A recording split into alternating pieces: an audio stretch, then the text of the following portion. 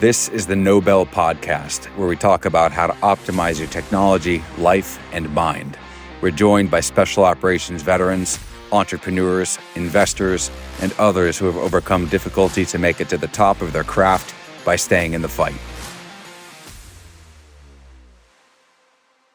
Welcome to the Nobel Podcast. I have John Dalziel. Good morning.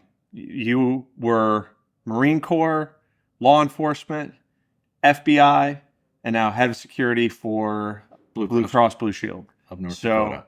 Thank you for joining us. Thank you for having a chat with me today. So let's get into it. Perfect. Thank you. Where are you from? Where'd you grow up? I grew up in Princeton, Minnesota. It's about an hour north of Minneapolis, St. Paul. It's a small little rural town, about 5,000 people. We moved out there in 1970 from the cities. And that's where I grew up, went to high school, graduated from high school from Princeton. Anything from a small town upbringing and kind of, a place that's cold, that's harsh, that you think made you the person you were? Yes, I think a lot of it was my mom and dad. My mom and dad were really big into service, giving back, the Boy Scouts, the Knights of Columbus, things like that. So my dad always, we were in Cub Scouts, Boy Scouts, so they instilled in us that kind of work ethic and not only thinking about yourself, but thinking about the community. My dad was really big into the American Legion. My dad was a Marine, fought in Korea with the 7th Motor T Battalion, 1st Marine Division. So that always was the juxt of who my dad was. Were you an Eagle Scout? No, I made it to life. I tried. My final project was down by the river. It was this path and it got to be too big. And then I think I was a sophomore or junior, and then it just wasn't as cool to continue with Boy Scouts. So I got as far as life. I think that was the second to the last one. I think that our CEO was the same thing. Like Yeah, I missed it. It was, the opportunity was there. I just never finished it. It's interesting to see that people who have successful careers in the military, though, like scouting, yes, is a big feeder, and it's odd for the reason that you stopped doing it, that it's not cool, but it was still transformative and fundamental to the building. I think probably the person you are. I don't want to put words in your mouth, but a lot of people have told me like scouting really mattered to them growing up. Yes, because it was, you could get out and actually do stuff. You did the camping, you did the knots, you did how to survive, and then you did community stuff. So you could get your merit badges and continue to promote, for lack of a better term.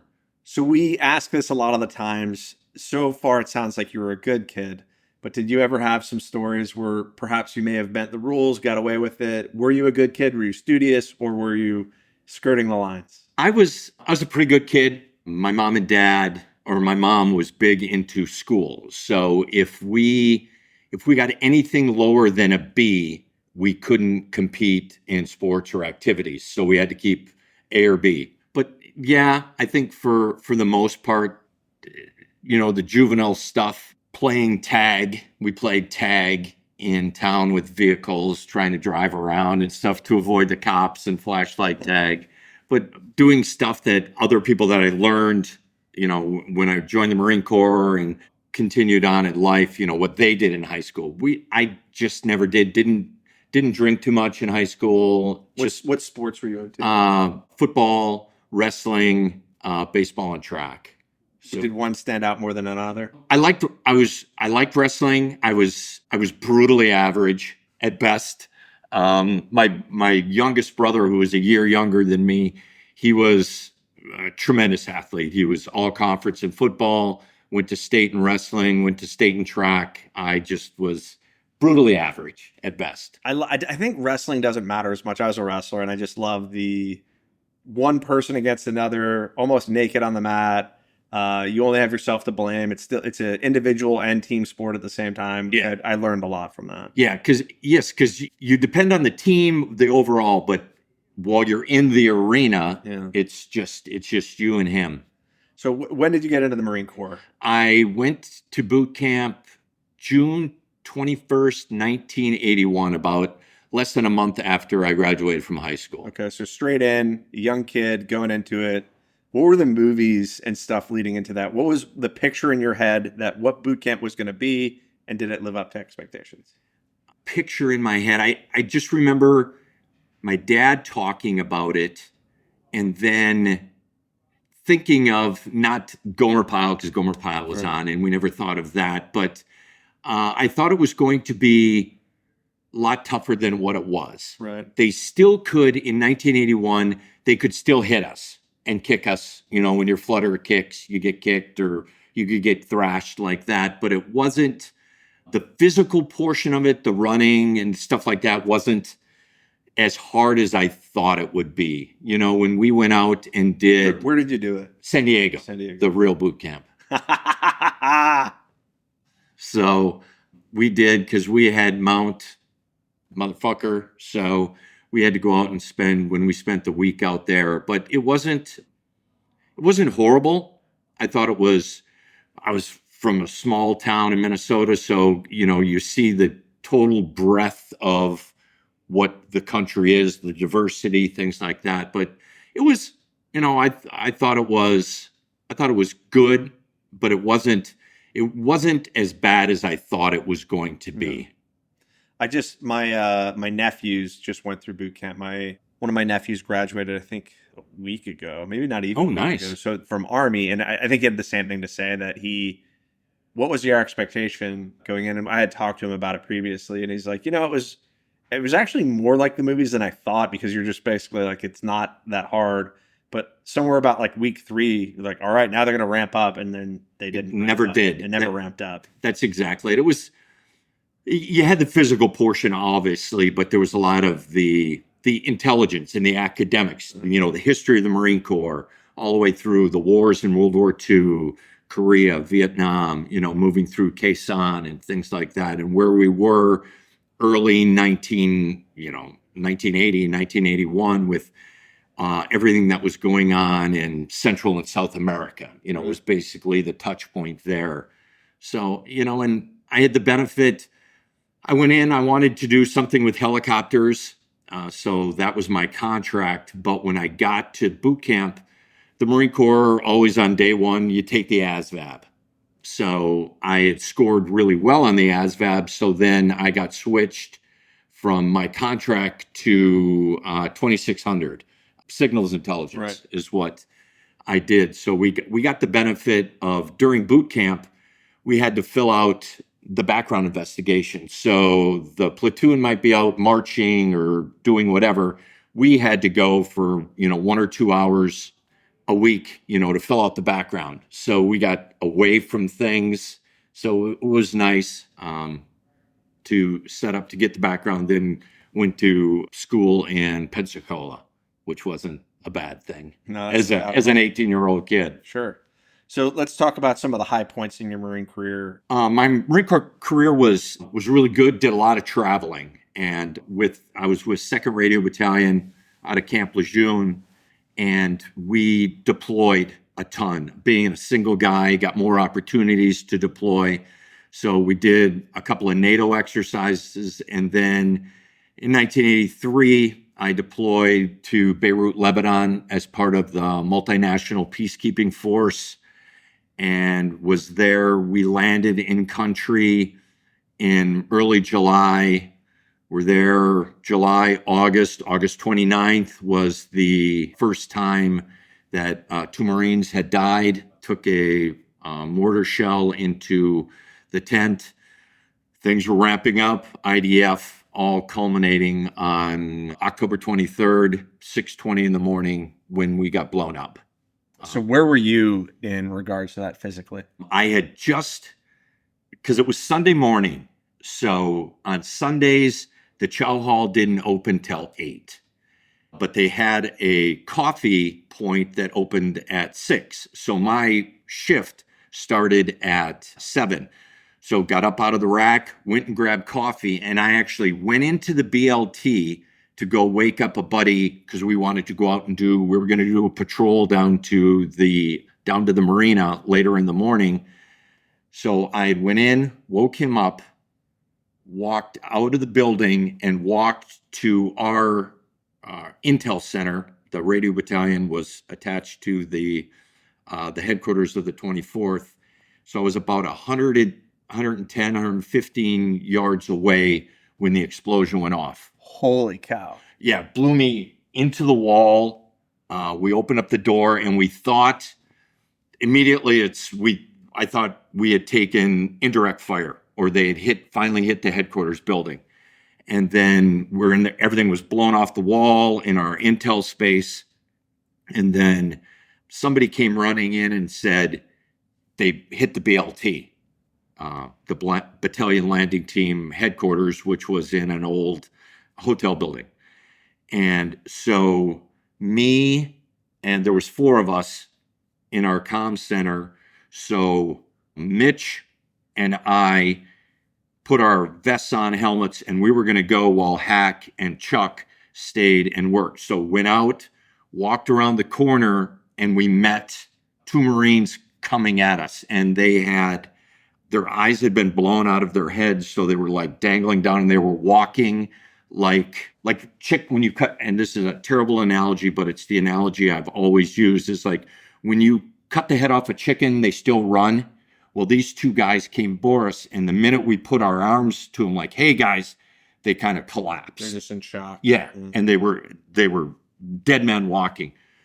So we walked up around the corner, and then you could see it, the smoke was still coming down, and, we're looking for survivors, trying to go get guys. And the first group we went to was right around the corner. The helicopter pilots slept outside of the building. They had like an area where they slept, and near it were little saplings. And we came up to it and saw a guy who had been blown up to the middle of his chest, split up where he'd hit the tree. And it happened to be Captain Walter E. Wint, who we put in a sleeping bag, and then you were carrying him to try and get some help. He was already deceased at the time, and the benefit for us at that time was an AP photographer was there and took that picture, and it was subsequently the next day was in the Minneapolis Star-Tribune on the front page. So my mom and dad could see it and saw that it was me. That you were okay. That I was okay. And so then, we spent the next 24 hours looking for survivors. So, the one that we were in digging, found a guy, he's yelling at us. We go down there trying to get in, and he was pinned by a piece of concrete. And whenever they tried to pull him out, he would start to bleed out. So they would put it back down and trying to get him, so we took turns, talking to him for the span of like 3.5, 4 hours before he passed away, knowing that he wasn't going to come out. I'm a 20-year-old kid from Minnesota. The only dead person that I had ever seen before was my grandfather at his funeral. So we went through that trying to find live guys, then spent the next, 3-4 days trying to, get bodies, guys out. And it was a horrific deal. If I can't pull a plug, Jack Carr and James Scott just wrote a book on it. It's called Targeted Beirut. It is a phenomenal read. They had talked to a bunch of us about what that was going on. And the book goes through not only us from being on the ground, but then the whole political in the White House, the Reagan White House, how they're going to respond and things like that. So, we were there. That was October 23rd, 24th. They decide they're going to invade Grenada. But then we left the middle of November. So it's one of those events that happen in your life that molds you in how you're going to handle, the good, the bad, and the ugly through it. It's really shitty. Guys that you knew, that you had coffee with, drank with, are guys you're finding, like the John Olsons, the Maurice Huckles, Walter E. Wint, buddies of mine that I knew they were there 1 minute and then not because of, policies and procedures on how we went through it. I mean, that's one instance, and there's not a war after that. There's, it's just one bad day. And, I've been in traumatic moments, but mine were quick for the most part, whereas yours were super drawn out. And I've gone through a lot of moments, but not talking to somebody for 3 or 4 hours. So that's pretty harrowing, or seeing the things that you've seen. What were your takeaways from that? It was horrific. You try to push everything down, you deal with, and I've dealt with it for 41 years afterward, the survivor guilt on it. Why did I leave?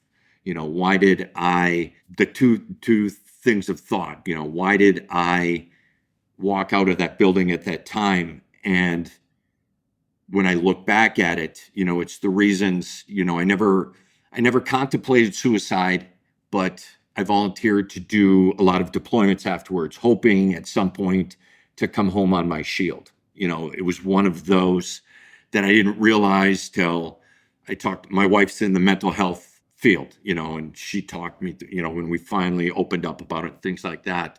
But it's kind of helped form the mantra that I've tried to live by is, living a life worthy of their sacrifice, to continue to move forward on what happened that fateful day in Beirut. And then, little, as we talked about earlier, the disappointment in my country that we didn't retaliate for it, that it took the great country of Israel to kill all 7 of the guys responsible, that we as Americans did not do it with all the military might that we have.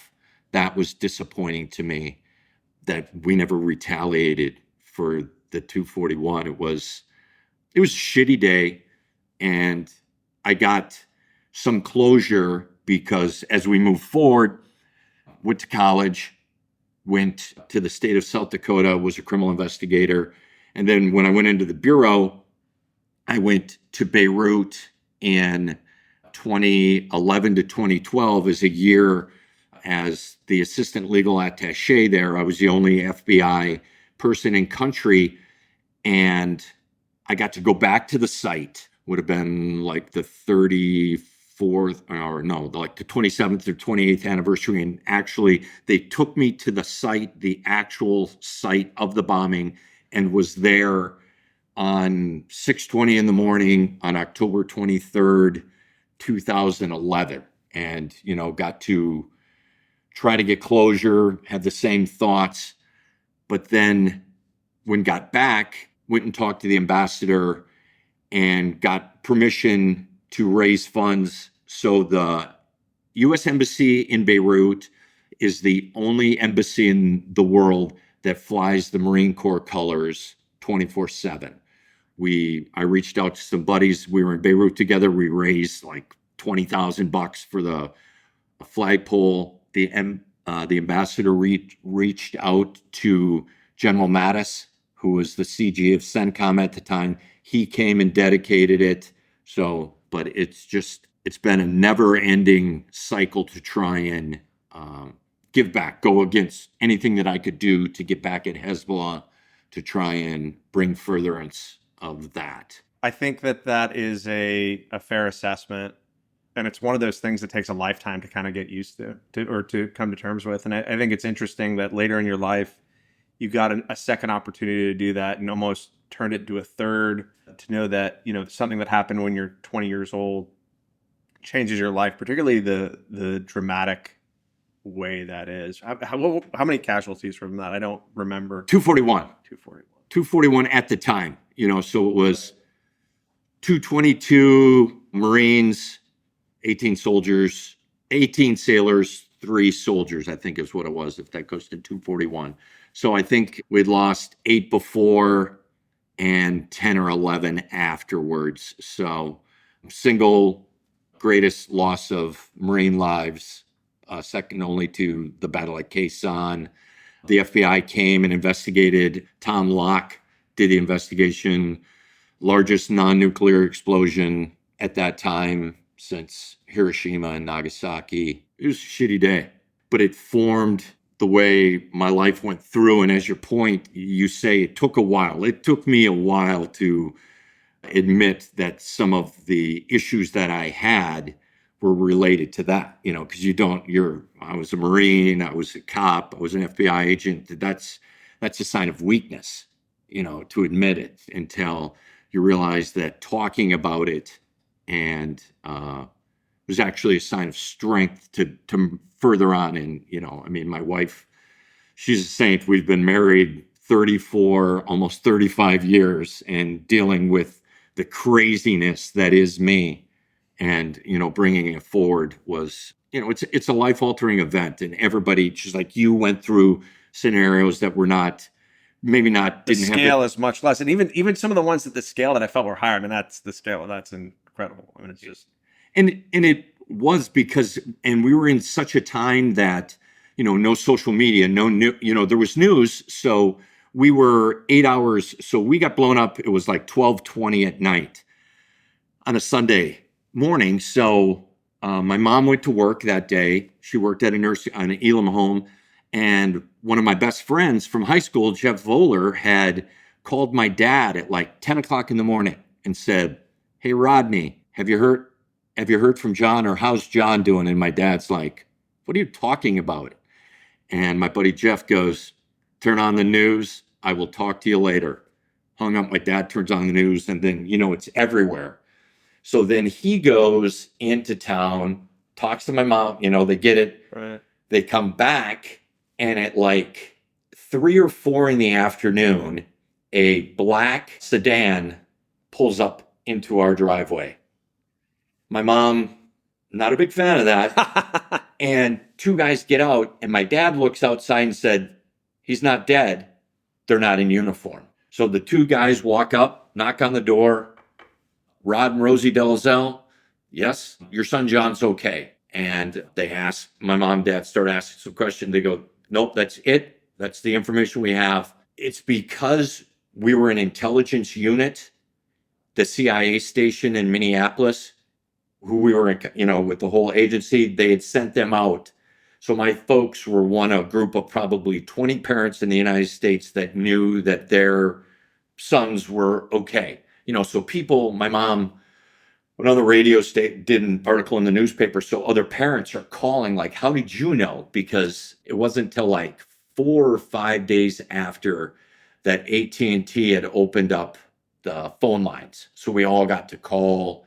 They did so you could call and spend 5 minutes talking to mom and dad and stuff like that. But so they had that little bit of benefit ahead of, we don't know why we're notified, but that's the reason why. You still have dreams about it? Yes. Yeah. Just about every day. You think about it in different lights, smells, like we all do from being deployed. It's the smells. A song every now and then will come on. Charlie Daniels Band, Bayou Swamp was a big song there, and things like that. Why did I walk out of the building? And trying to grasp, put your arms around it, and the guys, the good, the bad, and the ugly, because it was, there's probably 1,200 of us ashore. We have headquarters, Alpha Bravo and Charlie Company, so 241 killed. It was like 300 injured. So, it was a shitty day. And then, they bring the people in. Then McFarland comes in, Vice President Bush comes over. But then again, we don't fucking do anything about it. Instead of going and schwacking Hezbollah down in the Bekaa Valley, Syria, Iran, obviously. It's tough because our capabilities, like, we could go do that pretty easily, and you would want to. Mm-hmm. So I guess 2 questions. You're super close to the explosion based on what you said. Were you rocked pretty good? Yeah. Did you kind of wake up? Did you go all the way out? I don't think I went all the way out. It slammed me into the wall. So I don't think I went all the way out. but it was just the explosion was just like nothing that it's hard to describe. That it just, you've been through training exercise with explode, but this was just, and I was 100 yards away. There was plenty of guys. There were a group of guys that rode the building down. They were on the top and rode it down to the bottom, and lived through it. Guys that were buried. So I have found when you have an expectation of an event occurring, it's easier to deal with and it's easier to come to terms with. So when you're on a mission and they're like, you're about to drive over, a road that's IED'd, if you get blown up, like you know what's going on, you can kind of comprehend it a little bit more. And, it turns out a lot of people have been in vehicles that, blew up, but in my time, like those vehicles were safe. But when it happens, you get rocked, you're like, why and when. And I think that those people who joined the military with the expectation I'm going to war are different than those who didn't. And so I think that like people who were drafted in Vietnam, how they adjusted is different than people who volunteered. Yep. I think historically that's at least somewhat true. When you're in that situation and that's so far out of the realm of what is possible, you're not at war. You're not expecting war. You had lost guys, so it's not beforehand, correct, leading into that, so that it's not impossible at that point.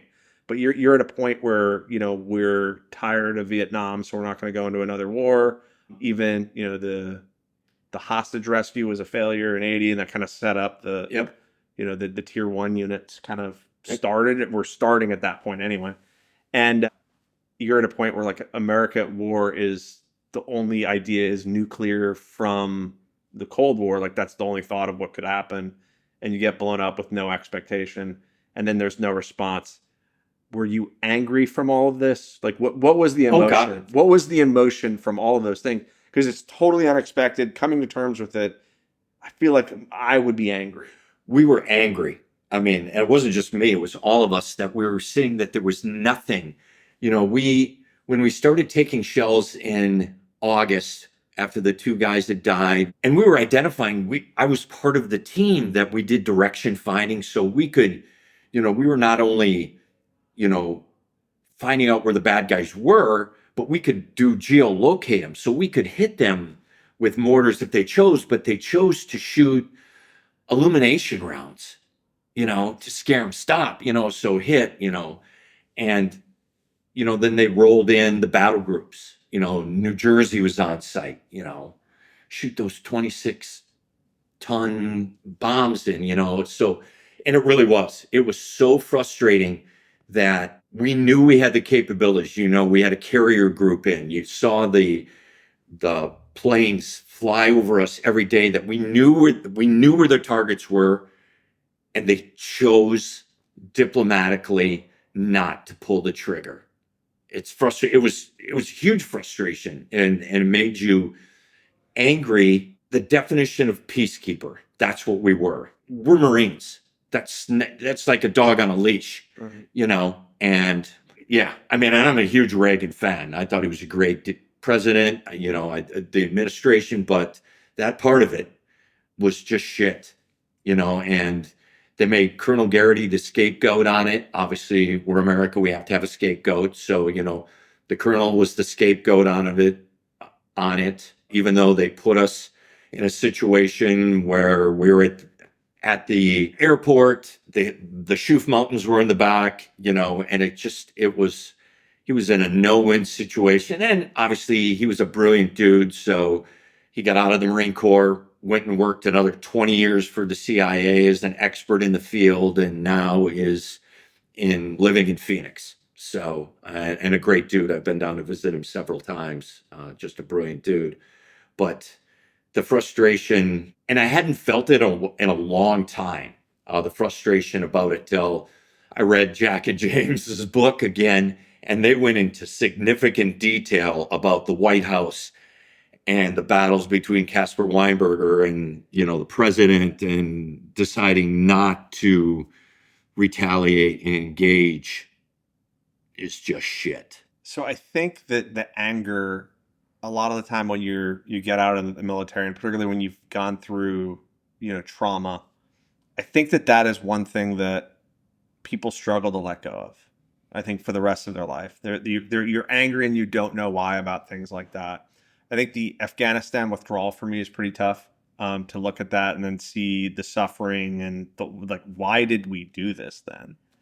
And there's not a good answer. So I'm going to ask you a question that you said you asked yourself, and it's theoretical. You can not answer it. Why were you there? We were there to be a buffer between the PLO, the Israelis, and the Syrians. Lebanon has been in civil war forever. My stand-up, my belief in it is they put us there to try and keep the Christians and the Muslims in Lebanon from killing each other, which it was impossible to do because you had to pick a side. We picked a side. We gave ammunition to the Lebanese government and we supplied them with weapons. So obviously we picked a side. The Druze did not like that. Neither did the Iranians, the Syrians. So we became a target because we had chosen a side. We weren't legitimate peacekeepers. We had picked a side.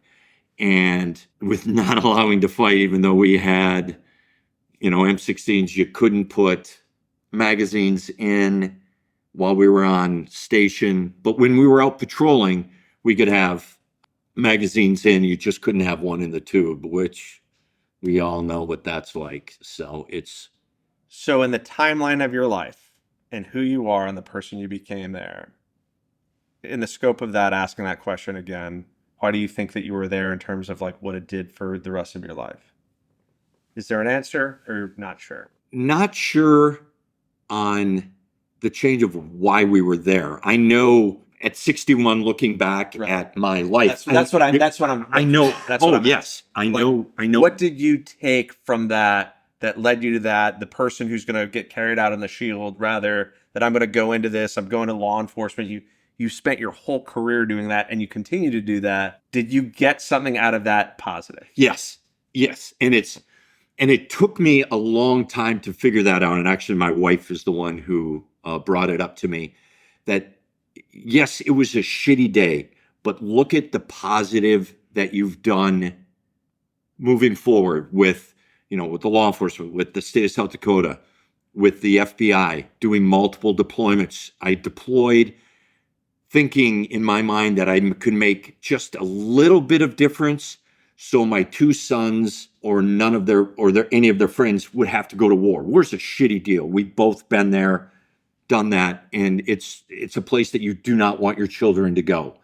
And then subsequently going through retiring, and now I spend a lot of time working with the Brady Oberg Legacy Foundation, dealing with veteran PTSD and veteran suicide. Brady was a local kid that went to Afghanistan, came back, ended up taking his own life. So, that type of deal, always going back to the mantra of striving to live a life worthy of their sacrifice, is what do I do?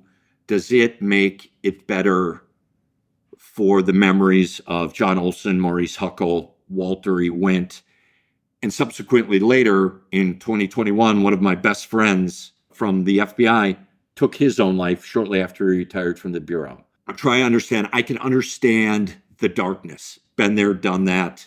Spent time in my basement alone by myself, dealing with my demons. But you have to experience the bad, the shitty, to be able to give positive, that growth, that new life. Every time a fire goes through, the trees are born, the trees are stronger, things like that. Those mantras. Yes, Andy, I was listening to you when you told me those things. So there's a Taoist proverb that says, who knows what's good or bad? And I'll tell you the story really quick. Yeah. And this is a mantra that I believe in very strongly. This is like at Confucius times. A guy is a farmer. His son finds 12 wild horses, brings them home. His neighbor comes and says, wow, you're very rich. And he's like, I don't know, who knows what's good or bad. The next day, his son is trying to break the wild horses, breaks his leg. His son's the only person to help him farm. His neighbor comes by, what terrible luck. He says, I don't know, who knows what's good or bad. The next day, they conscript every able-bodied man. So the army's coming through and they're just taking everybody. They don't take his son because his son's leg is broken. His neighbor comes by and he says, wow, you're so fortunate. I don't know. Who knows what's good or bad for eternity. And so the good is born out of the bad. And so you go through this. It's really difficult in the moment to understand what you see and to judge it. You can't judge it in the moment. You couldn't at 20 years old do it. And maybe it took you to 61. Maybe it didn't take quite that long, but maybe it took you 20 years to come to terms with that day.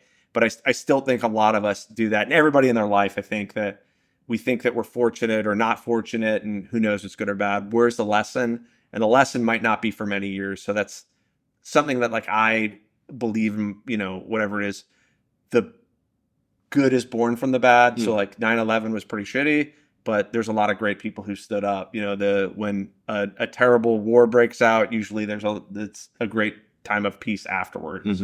October 23rd for me has played the gamut. It's been good. It's been, the level of shittiness of it, but it's the formation of, now my boys are starting to understand. They're older, 32 and 29. And I gave them copies of the book and said, take your time, read it, but then you can understand, even though we've talked about this, the reasons, the why. Why is dad sometimes messed up? I can tell you the story, but till you read it in black and white and see the whole breadth of it, the totality of it, to understand that there was a method to my madness in why I deployed, why I volunteered to go, why we went to headquarters, why I went back to Lebanon, 5, 6 times, just trying to get some closure for me internally, but also trying to take the battle to Hezbollah. When I was in Beirut, we worked with the Germans. We did a couple of red notices, got 4 or 5 Hezbollah guys on financing, blah, blah, blah. So it's a success, just trying to, as you said, do you know if it's good or bad? That is a great mantra, and it's a great question as I'm trying to think in my head of, yes, it's shitty, but what way more good has come out of it. But I have the benefit of, I'm on this side of the grass. John Olson's 20. Right. These other guys that they didn't get to live their memory. They didn't, and we all do. I mean, I'm sure you have numerous friends that paid the ultimate price for it, for what we do. Was it good? Was it bad? There's no end. It just keeps going. So I guess it leads into this. I want to get into your career. You went to law enforcement next. I mean, you have a full career. You did the police first. Yep. South Dakota Division of Criminal Investigation. Spent 6 years in South Dakota. I was working drugs, did basically drug enforcement. The greatest thing about working with DCI was the Sturgis motorcycle rally. So we went out there and worked. I had the benefit of being out there for the 50th anniversary. Okay. So there was the infamous shootout at Gunner's Bar in downtown Sturgis between, I think it was the Outlaws and the Hells Angels. Okay. And literally shootout like the OK Corral. The Angels are in the bar. Couple of outlaws come in, start shooting. They only hit 1 or 2 people, rounds going into the roof. We ended up tracking one of the guys who was bleeding and, followed him out. And, it was just, Sturgis was the wild, wild west, a town of 2,000 that explodes to 250,000 during the rally. It's like, I guess, Burning Man. Yeah. It's the equivalent of the motorcycle Burning Man. Yes, right? There's a motorcycle community that shows up in Sturgis every year for I don't know what reason. I'm not that familiar with it. It started with the races. They just had basic motorcycle races. Okay. And then it got more and more people were coming into it, because I think it's Daytona in February and it's Sturgis in August, and it's 2 weeks. Almost every law enforcement in the state of South Dakota, state, federal, or local, goes out there. We were in 2-man teams looking for warrants, identifying people, outlaw motorcycle gangs, shootings, lots of violence, lots of drugs, just the decadence. Buffalo Chip is a huge campground out there. Motley Crue was performing on stage. They were having live sex acts on the corners. It was like Sodom and Gomorrah. What you would think was Sturgis, and it was just classic. That was always Sturgis, even though we did some other halfway decent sized cases, but Sturgis was always the gem for when I think about my time with South Dakota DCI. Why do they do it there? There's nothing there, but why do they do it there? I think because that's where they had started. A group had got together and started doing these dirt track races, and it just continue on word of mouth, I guess. But it literally goes from 2,000 to 250,000 people, and it's unbelievable. Doctors, lawyers, you name it. Every walk of life come rolling in. People ride their bikes across the country on it. Some people trailer them in, and you see these bikes on the interstate. Like, how does this thing get from Pennsylvania to Sturgis, with duct tape and grease? You just create a town in the middle of nowhere. Yep. For a motorcycle, fun hangout, and then it goes back to a ghost town. Then it's good people, bad people, crime, peace. I'm just doing here for the freedom. Yeah, and exactly. Then you have other people like, well, I'm here for the crime mostly. Yeah, it is. It was great. That's pretty crazy. And then the FBI. What led you into the Bureau? Why did you want to pursue that?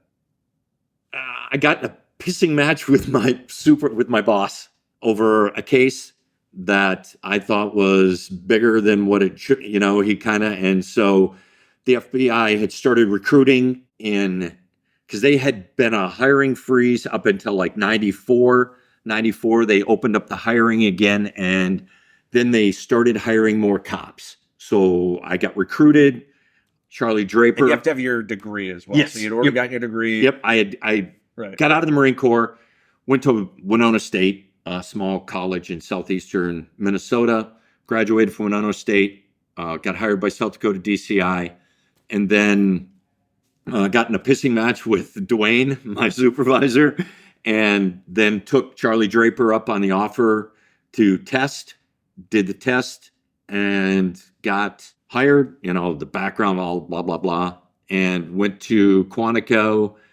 Was at Quantico. It was during the middle of the hiring that they were hiring a bunch of cops and former military. So of my class, I bet we had just about half of them were either former military guys straight out of the military or law enforcement. So it made going to Hogan's Alley unique because most of us had way more arrests than the FBI agents that were teaching us. And then you get into the no, this is how, in real world, this is how you would do this arrest. And I'll tell you about this place called Sturgis. Yeah, exactly. Hogan's Alley is cute, but... Yeah, and we had guys in our class like Tim Clementi, who was a St. Louis cop who had been there, done there, and had the T-shirt about it and stuff like that. It was, it was Quantico. So once you realized what it was, is to just get you through it, that happens. So got through that, went to Chicago. Chicago was my first office, worked downtown, worked non-traditional organized crime, basics. What does that mean? So this is the 90s, right? Yep. Late 90s? Early 90s, 95, okay. 96. Okay. So I was on a non-traditional organized crime. So we worked Serbian heroin. Okay. So I worked that for like a year and a half, then went out to the North RA and worked outlaw motorcycle gangs and drugs there. So we worked the outlaws. And then opportunity there was an opening in Fargo, North Dakota. I'm from central Minnesota. My wife's from southwestern Minnesota. She had relation right outside of Fargo. So we went to Fargo. I took my transfer, my OP. With you being have a brother, you understand that, the Bureau offers you one golden ticket in your lifetime, and I used mine to go to Fargo. Went to Fargo, spent time prior to 9/11. I worked domestic terrorism because North Dakota had Gordon Call. He was a militia guy, got in a shootout in 1983, I think, February of 1983, where he killed two U.S. Marshals and blah, blah, blah. So that movement was big in North Dakota. So I ended up, my first tasking when I got to North Dakota was to go around the state. I had 6 months to finish it, to go talk to every sheriff and chief of police in the state of North Dakota about domestic terrorism. What do they have in their areas, blah, blah, blah. And finished that up, did an assessment. We started to work, come up with a plan. Then 9/11 happens. And then you're moved from regular violent crime to everybody's working counterterrorism. They pick one person. I got to be that guy. In Fargo, everything we had was like 2 and 3 effects. They had the 20th, they had Warsami, who was the 20th terrorist hijacker that was in Minneapolis. That was Harry Samet's case down there. But we had maybe some offshoots up there that we did in Fargo, but it still Fargo, still North Dakota. So we did bank robberies, had a case, Dennis Gady, who took the identity of Timothy Wicks. They were in Milwaukee. Timothy Wicks went to Dennis Gady to do his tax returns. Dennis moved to Fargo, took Timothy Wicks' identity, ran up a bunch of debt. Timothy Wicks comes out to Fargo, hooks up with Dennis and was like, hey, somebody took my identity, kind of figures it out that it was Dennis. Dennis ends up, they're having supper. Dennis ends up, goes into the bedroom, comes back out with a 22, shoots him in the back of the head, and cuts his head and hands off, goes out to try and bury him outside. Well, this is like January in North Dakota, so cold down. It's froze. So he wraps him up into a blanket, puts him in a U-Haul, takes him into the UP where he has a cabin, and he rolls the body over the side of the ditch and throws the head. It was classic, just story. He goes on the run. We were tracking him, but this is 2002, so we're tracking him via his credit cards, but it's like 4 hours late. Right. So we have him on America's Most Wanted. They're all set to come to Fargo to do the case on like the Friday night. Right. Well, we find him on Thursday, and long story short, we get him. His wife testifies against him, and we convict him. But he's got this big story that was all part of the Hells Angels, outlaw motorcycle gangs. And he's in the pen in North Dakota. They wrote a couple of books about it. They responded in the UP to this naked body. UP. The Upper Peninsula of Michigan. Michigan, okay. So they respond. Somebody finds this carcass. And as they're pulling the body up, they look up, and the officers see an eagle flying with a large object in its claws, which happened to be his head. So they went and... Same story every time. Yeah, it's just unbelievable. So you're in the midst of this, and you're seeing something that's morbid, seeing something that's disturbing and bad, and somehow is comical. Oh, it was because when we started the investigation and you're moving through it, I worked it with our Cass County and Fargo PD and Rick Majerus and Tammy Link. And every time we talked about the case, it was like, well, this can't get worse. And then it continued to get, and it was just comical. And it's not, and no disrespect to Timothy Wicks' family, to him, it's a horrible thing. But Dennis Gady was such a sloth. And he thought that he was always smarter than the cops because he had went to a law enforcement academy in Wisconsin. So he knew that when he shot Timothy in the house, he had poured bleach everywhere. So we couldn't get any luminol to be able to detect. But he went to Fleet Farm and rented all of these items to bury him. And we have this great video of him getting his sawzall, getting the rope, renting the backhoe and things like that. And he dumped Timothy over the side like 2 miles from his cabin. Right. So it was, As the criminal genius Yes. is not exactly there. 9 times out of 10, we don't get the smart ones.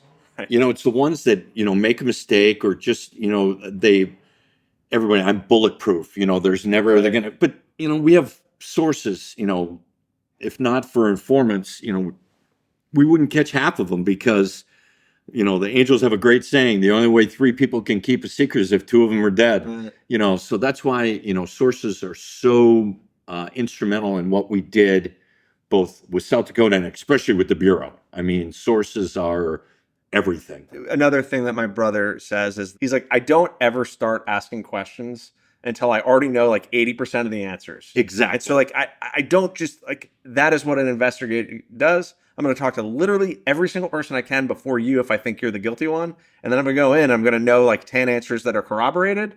If you lie about one of them, I know you're a liar. Yep, that's exactly it. And that's the different, and you learn that going through, like when you're a fresh guy, you want to bring the bad guy, you want to bring Slobodan in right away and talk, where's that heroin? But, you learn and, senior guys tell you like, whoa, easy, Sparky, pump the brakes a little bit. We have to get all of this laid up. You got to do the foundation. You got to build the foundation before you can put the roof on.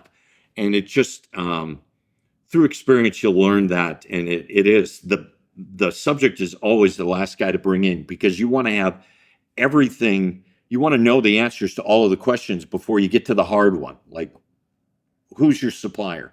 Where are you bringing this in? Who's the snitch? Who's giving up the information? Things like that. And I found my biggest white collar case was disgruntled employee, where she decided that she wasn't going to give him the raise that he wanted.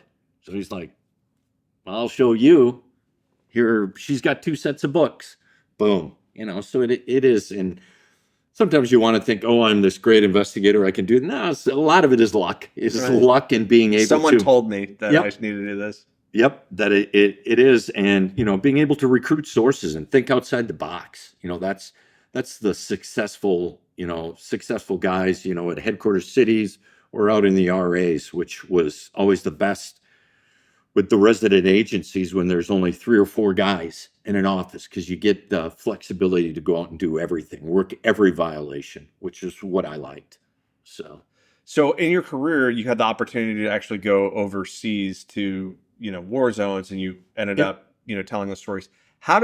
Because the FBI, I mean, I am aware of this because I've Yep. worked with them overseas, but if you could tell the story of why they went, foreign rather than domestic.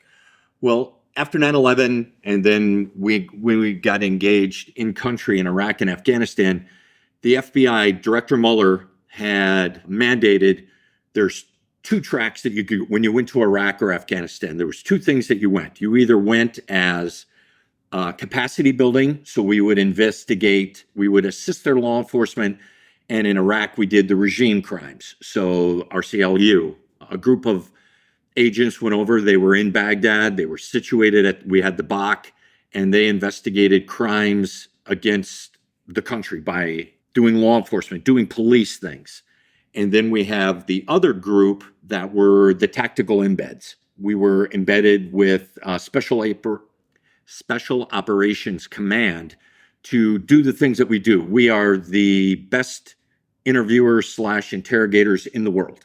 So we would go and be assigned to the colors, red, blue, and green. It started with HRT and then other. So the tier 1, the best of the best. Yep. Yeah. We would go because we could do interrogations or interviews. FBI doesn't interrogate, we interview, and do SSE, the sensitive site exploitation, which for us, CONUS is search warrants, but when on site it was SSC. So we could help that. So that's what we did, the 2 different tiers to assist Special Operation Command. So I was on the embedding with Special Operations Command. I went to Iraq 3 times, went to Afghanistan 4 to assist with interviews and SSE, to help out. And, later in the war, the tier 1s got better and better. So you had to go less and less on target. We would go more on when they would hit an HVT knowing that it was related to something that might have happened, that the death of a U.S. soldier or a Marine. So we would go in and collect the evidence and sign it all off. So one of your brethren or one of the agency guys that was there didn't have to testify. So we would testify. Right. So, I did that several times. It was interesting, the SSE, like, so I had a mission set where I had FBI HRT on that we worked directly with, and I would give all of the evidence that we'd find to FBI, and we were trained on how to search rooms. And it's funny, just being in special operations, you're good at a lot of things, but when you're going and searching a house and you're really looking for passports from different countries that are hidden, or money that's hidden, or whatever it is, admittedly, I'll say this of myself, I was terrible at searching a room. Terrible, until someone showed me how to do it right. Mm-hmm. We'd basically like rat fuck the room. Yeah. And then you're like, stop tearing everything apart and being aggressive, and start thinking like a criminal. Yep. Where are the documents? And what I found is that the guys who were really good at it were the ones who probably were good at sneaking out of their parents' house. Who were, yep. Somebody would be like, oh, they're in the air conditioned vent, and they'd pull it, and you're like, how? You went right to the thing. Like, you don't know anything that's here. It's just like, dude, I'm a shady guy. Yeah. So this is just like what I would do. And those were better at it. And, I was a little bit more, not as good at, sneaking away from my parents' house, I guess. But we definitely had just a totally different view of like how you clear a house, and like, all right, mm-hmm. next step, this is what you do. And I learned a lot from that, from having professionals show you. Oh, yeah. And it was, HRT started the war going through, and then their success leaned on to bringing more and more agents in country, tactical guys and guys that were really, really good. So, and we were at the 2 detention facilities in Balad and Bagram, putting our guys in front of the HVTs that you guys would bring off the battlefield. You'd bring them off after one cycle. During the off cycle, we would get the guys to talk. We'd go to Falcon View, would point out where the next one. We would give you the next targets. So it's, that give and take. And it was a great experience. It was a lot of fun, because, it has the same mindset to go out with knuckle draggers. It's that type A personality to go into the war, it was a lot of fun. I have lifetime friends that I met, guys that were from either one of the colors, blue, red, or green. It was funny when we were sitting out talking earlier today, when you started talking about the colors and everything like that, it just brings it back or to the numbers 16 and 17, and where those are and things like that. A lot of successes, and it just showed that McChrystal was brilliant when he brought in the totality of the IC with JSOC, so his team of seniors was, guys from the Bureau, the agency, DIA, NGA, all of those, that to make the spear, you got to have all the arrows in the quiver. So it was a great experience. I enjoyed it. So we'll start wrapping up, but I guess you've gone through, 3 careers at this point and kind of going to a 4th career. What was it like taking all of that experience that you've had as, I guess all government service, right? Yep. So you go all government service, you're at the end of a career, and then you start a new one that's, it's still aligned, but what was that transition like? What lessons have you taken and learned and done that? And what have you gained from having a civilian career, being in charge of security? I learned that the transition was tough to go from the Bureau to Blue Cross. It was tough because I was 55. There's no camaraderie. Right. The guys, my friends, or my age group is the CEO was Tim Huckle, the only guy that was basically my age on it. And going from basically a male-centric organization, we have, but, on the RAs, it was mostly guys that you dealt with, to a organization that has all the ages and both guys and girls. The first 6 months was tough. I had a couple of visits with HR, about the things that you can and can't say and how we can't talk to people. And it never was the person that I was talking to. It was always somebody overheard me dropping the bomb or talking about this and that. And it was a struggle. And I got to know our HR, Vicky, personally, because I spent a couple of times down there talking about it. But it just took time to integrate into it. And Blue Cross has been great. They had very limited technology when we started. So we would come in and make presentations to update our camera, every sort of technology that we upgraded. And as long as we could justify the why, they wanted to know, why do we need to do this? How are we going to how are we going to integrate it? The cost being, fiscally responsible. And then I started the program. And then when I hired guys in, I hired former sheriff's deputies and law enforcement. And I told them, when you come in, there is a learning curve towards it, because a majority of us, the people that we work with, have never seen the things that we've been through, and they don't kind of understand us sometimes. So the transition was easier for Chris, Tanner, and Jay than it was for me, because I got to pioneer through it and do the visits to HR and have the conversations with the vice president and with the boss and things like that. But it's been a great transition. They allow me to work the team and use my expertise, as long as we can justify the why. Why are we doing this? Why is this going to make it safer? Why is this important? That it's important for our employees, contractor vendors to feel safe, because you're spending a third of your life in this building and at our district offices. And we bring the situational awareness to know how to deal with not only active shooter, but workplace violence, and just dealing with life, spouses that kind of get crazy, or boyfriends, girlfriends, or people that show up at the office. So it's been really good at the transition. And I have friends that are working out in corporate America that it doesn't go as well. It doesn't go as smooth for them, but I enjoy it. Our C-suite is very receptive for it. Allows me to do what I do, and once I don't enjoy it anymore, I'll retire, because What advice would you give to somebody who's gone from a career of government service to someone who's going to the civilian side, or whatever they may be, to the corporate entities? What would you tell them to go in with that perhaps was different, the lesson that you learned, so they could be more successful? Open mindset. Go talk to the younger men and women to understand them more. My sons are both that age, but it's different talking to your son than it is somebody else. Just to go down, and I learned it by talking to some of our security guards who were younger, just to have conversation. How do they think? Not asking for their advice, but just asking, getting an understanding of them as a person, because they're not a 65-year-old white male that has, been there, done that, and been around, but deals with people type A's.